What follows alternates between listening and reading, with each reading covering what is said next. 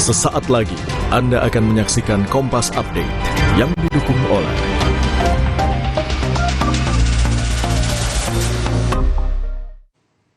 Saatnya perbarui informasi Anda di Kompas Update. Saudara, diduga sopir mengantuk sebuah truk pengangkut sawit terguling saat menabrak pembatas jalan di kota Palopo, Sulawesi Selatan.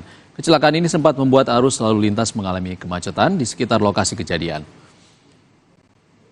Truk pengangkut sawit yang melaju dari Wajo menuju Burau terbalik setelah menabrak pembatas jalan di Jalan Andi Jema, Palopo, Sulawesi Selatan.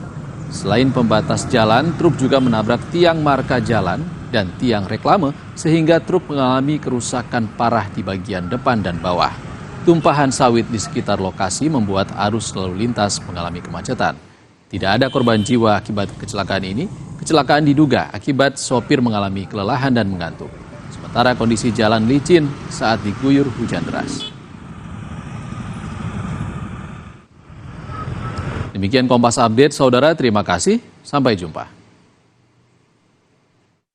Terima kasih Anda telah menyaksikan Kompas Update yang didukung oleh